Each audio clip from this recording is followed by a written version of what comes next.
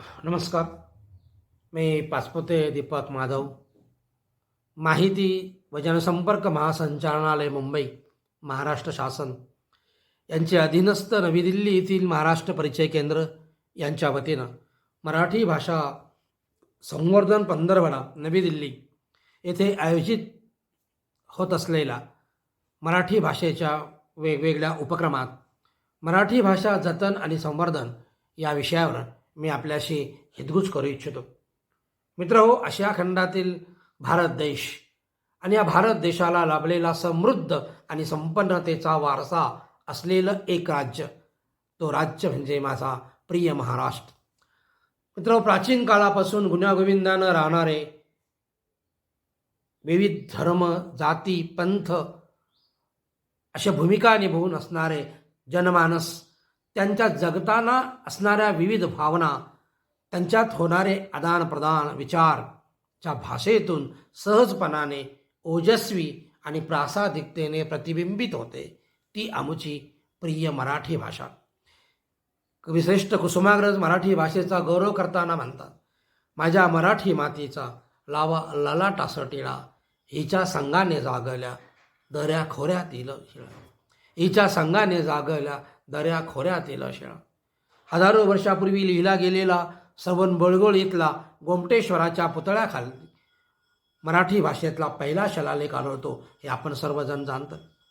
मराठीतला आद्यग्रंथ म्हणून ज्या ग्रंथाचा उल्लेख होतो ते आमचे संत श्रेष्ठ ज्ञानेश्वर महाराज त्यांनी लिहिलेला ज्ञानेश्वरी ग्रंथ, याचा आपल्याला उल्लेख करावा लागेल. मातृभाषेचं महत्त्व ओळखून संत ज्ञानेश्वरांनी संस्कृत भाषेतील भगवद्गीता ही प्राकृत भाषेमध्ये अनुवादित केली. मातृभाषेबद्दल असणारा आदरभाव व्यक्त करताना संत ज्ञानेश्वर महाराज म्हणतात, माझा मराठाची बोलू कौतुके, परी अमृतातेही पैजा जिंके, ऐसी अक्षरे रसिके मेळवीन. मित्रांनो, यापेक्षा मराठी भाषेचा गुणगौरव कोणत्या शब्दामध्ये व्यक्त करा? मराठी ही इंडो युरोपियन भाषा कुळातील एक भाषा आहे. भारतातल्या प्रमुख अशा 22 भाषांपैकी मराठी ही एक भाषा आहे. मराठी मातृभाषा असणाऱ्या लोकसंख्येनुसार मराठी ही जगातली 15वी आणि आपल्या भारत देशातली 4थ्या प्रकारची भाषा आहे. मित्रांनो, मराठी भाषेची निर्मिती ही सगळी संस्कृत भाषेतून आली. लाभले आम्हास भाग्य बोलतो मराठी, असं आम्ही जेव्हा अभिमानाने म्हणतो, तेव्हा आमची ही जबाबदारी आहे की माझ्या मराठी भाषेला खरंच आम्ही योग्य न्याय देतो का? माझी मराठी भाषा सर्वदूर नक्की पोचली का? माझ्या मराठी भाषेचं जतन आणि संवर्धन होण्यामध्ये नेमके कोणकोणत्या प्रकारचे अडथळे, या विषयांवर मी जेव्हा गांभीर्याने विचार करू लागतो, तेव्हा मला असं नक्कीच वाटतं एक मराठी भाषिक म्हणून की जतन आणि संवर्धनामध्ये आम्ही मराठी भाषा बोलणारे नक्कीच थोडे कुठंतरी कमी पडत असूया. मित्रांनो, दर 12 कोसांवर आपली भाषा बदलते. आपण वेगवेगळी भाषा आपल्या एकमेकाच्या बोलीमध्ये बोलतो. प्रत्येक प्रांताची निरनिराळ्या प्रकारची भाषा आहे, परंतु लेखी भाषा मात्र तीच आहे. बोली आपल्या वेगवेगळ्या आहेत, परंतु बोली भाषेमध्ये आपल्याला फरक जाणवतो. मराठी भाषेमधली कोकणी आहे, घाटावरची आहे, खानदेशामधली आहे, ऐराणी आहे, गोव्याची भाषा आहे. अशा अनेक बोली भाषा वेगवेगळ्या प्रकारे आपल्या महाराष्ट्रामध्ये मराठी भाषेमध्ये बोलल्या जातात. ज्ञानेश्वरांनी लिहिली ज्ञानेश्वरी, तुकोबांनी रचली गाथा, समृद्ध संपन्न झाली माझी मराठी भाषा. अशी माझी मराठी भाषा ही समृद्ध तर आहेच, पण ही मराठी भाषा आम्ही जेव्हा अधिक अभ्यास करायला जातो तेव्हा ही थोडी लवचिक स्वरूपाची आहे असंही आम्हाला. हिंदी आणि इंग्रजी अशा अनेक भाषेतल्या शब्दांची मराठीमध्ये सरमिसळ होताना दिसते आहे. खेड्यामध्ये बोलली जाणारी भाषा ही रांगडी आणि अशुद्ध अशा स्वरूपाची जरी असली तरी त्या भाषेमध्ये आपलेपणा, मायेचा जिव्हाळा जाणवतो. मराठी भाषा ही संस्कृत आणि तमिळ भाषेसारखी अभिजात अशी भाषा आहे. बोलण्याबरोबरच प्रत्यक्ष आपल्या आचार विचारातून मराठी भाषा ही खरी तर दिसायला हवी. भाषांचा भावार्थ मराठी, बात मराठी, साथ मराठी, जगण्याला या अर्थ मराठी. अशी वैभव संपन्न भाषा म्हणून आमची मराठी भाषा परिचित आहे. मराठी भाषेमध्ये मित्र विपुल अशी ग्रंथ संपदा आहे. भाषेमध्ये असे विपुल ग्रंथ संपदा आहे आणि याचा जो गोडवा आहे तो मराठी रसिकांनी वेळोवेळी अनेक प्रकारे चाखण्याचा प्रयत्न केलेला आहे आणि असा माझ्या मराठी भाषेचा गोडवा जतन करण्याची जबाबदारी ही तुम्हा सर्वांची आहे. लहान मूल जेव्हा जन्माला येतं तेव्हा पहिल्यांदा ते आपल्या आईची भाषा बोलतं, आपल्या सभोवतालची भाषा बोलतो, त्याला सभोवतालच्या परिसराची ओळख होते. त्या भाषेमध्ये जे लोक आपापसात आजूबाजूला बोलतात त्याचे संस्कार त्या लहान मुलावर होत असतात. तशी ही मराठी भाषा ही आपल्याला आपल्या पूर्वजांकडून देणगी रूपानं परंपरागत मिळालेली आहे, लाभलेली आहे आणि ती भाषा आता तुम्हाला आणि मला पुढे विकसित करायची आहे. ही मराठी भाषा खऱ्या अर्थानं आपल्या महाराष्ट्राची ओळख आहे आणि ही ओळख तुम्हाला आणि मला आपल्या आचारामधून आपल्या विचारामधून देणं गरजेचं आहे.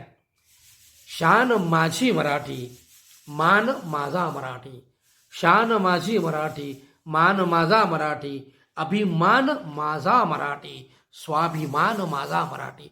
असा स्वाभिमान आपल्या मराठी भाषेचा सर्व दूरपर्यंत पोचायला हवा अशी माझी एक मराठी भाषक म्हणून भूमिका आहे. हा मराठी भाषा ही प्रत्येक मराठी माणसाचा श्वासबिंदू आहे अशी भावना मराठी भाषकाची झाली पाहिजे. मराठी भाषा ही भाकरीची भाषा झाली पाहिजे आणि जेव्हा भाकरीची भाषा होते तेव्हा ती मराठी भाषा सर्वदूर सर्वांकडून मोठ्या प्रमाणावर वापरली नक्कीच जाते आणि जाणार आहे. त्यासाठी तुम्ही आणि मी लक्ष देणं अधिक गरजेचं आहे. अशा या मराठीच्या अस्तित्वावर आज जर विचार केला तर सर्वाधिक कारणीभूत ठरणारा जो घटक आपल्याला जाणवतो तो म्हणजे मातृभाषा मराठी असणाऱ्या वर्गाचा शिक्षणाबाबत अलीकडे झालेला जो काही गोड गैरसमज, त्या माध्यमांबद्दल झालेला गोड गैरसमज. आजकाल होतं काय की इंग्रजी भाषेचा प्रसार फार वेगाने झालेला आहे, मोठ्या झपाट्याने झालेला आहे.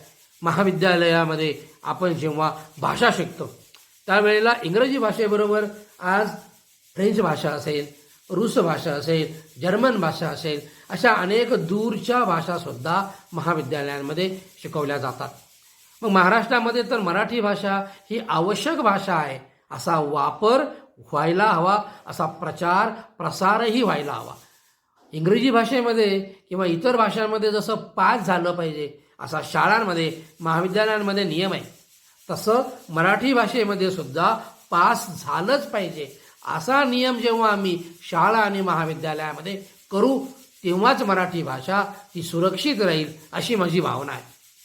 मित्रांनो, ज्याचं बाजार मूल्य अधिक असतं तेच बाजारामध्ये टिकतं हा सार्वत्रिक नियम आहे हे आपण जाणता.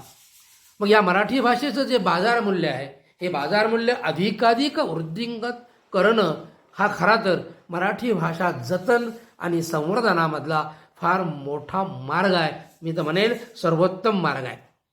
मराठी शाळा टिकणं ही आपल्या मराठी भाषा टिकण्याची पूर्व पायरी आहे. मराठी शाळा टिकल्या तरच मराठी भाषा टिकेल हे सूर्यप्रकाशा इतकं सत्य आहे.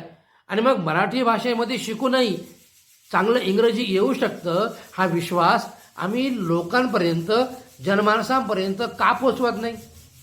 हा विचार जर आम्ही पोचवला तर मराठी भाषेचं गतवैभव पुन्हा आपण चांगल्या वेगानं मिळवू शकतो मला असं वाटतं.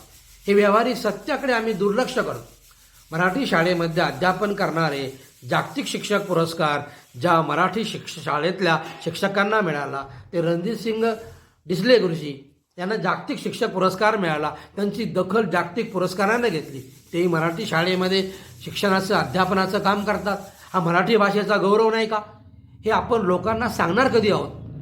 मातृभाषेपासून मूल लवकर शिकतं नव्हे तर मूल विचार करायला लवकर मातृभाषेतूनच लागतं. हे जेव्हा आम्ही लोकांपर्यंत बाळकडू पोहोचू तेव्हा लोकांना आपली भाषा ही नेमकी कशी आहे, आपल्या भाषेचा वापर केल्याने कोणकोणत्या गोष्टी सहज साध्य होऊ शकतात याबद्दलची माहिती मिळू शकते. मित्रांनो, केंद्रीय लोकसेवा आयोगाची परीक्षा मराठीमधून देणारे आज आमचे पोलीस अधिकारी की ज्यांनी पोलीस अधिकारी म्हणून मोठं नाव कमवलं हे आमचे विश्वास नांगरे पाटील.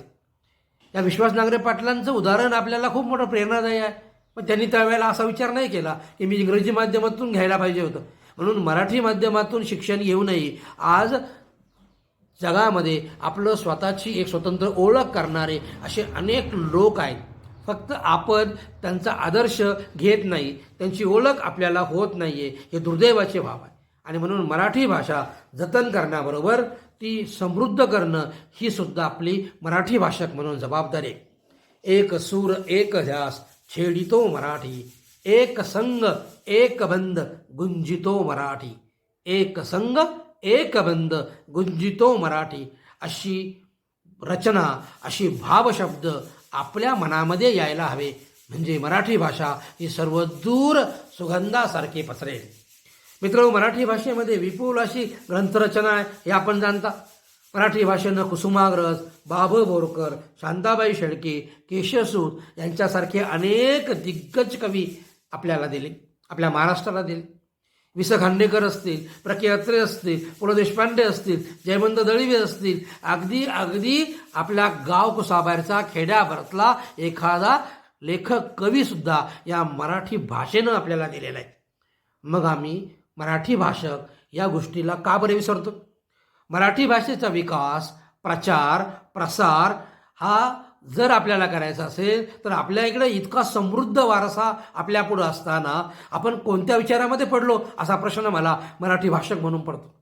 म्हणून आपल्या अंगातला आळस झटकून वेगाने आपली मराठी भाषा, या मराठी भाषेचा गुणगौरव आणि मराठी भाषा सर्वदूर पोहोचवण्यासाठी, तिचं पाईक होण्यासाठी, तिच्या जबाबदारीचं भान आपल्या शिरावर घेऊन कुणीतरी मला उचलेल, कुणीतरी मला सांगेल आणि मग मी त्याच्याबरोबर जाईल हे विसरून स्वतः वेगानं उठून एकट्याने आजपासून प्रयत्न जर केला तर मराठी भाषेचं जतन आणि संवर्धन यामध्ये आपल्याला करण्यामध्ये काही अडचण येईल असं मला अजिबातही वाटत नाही.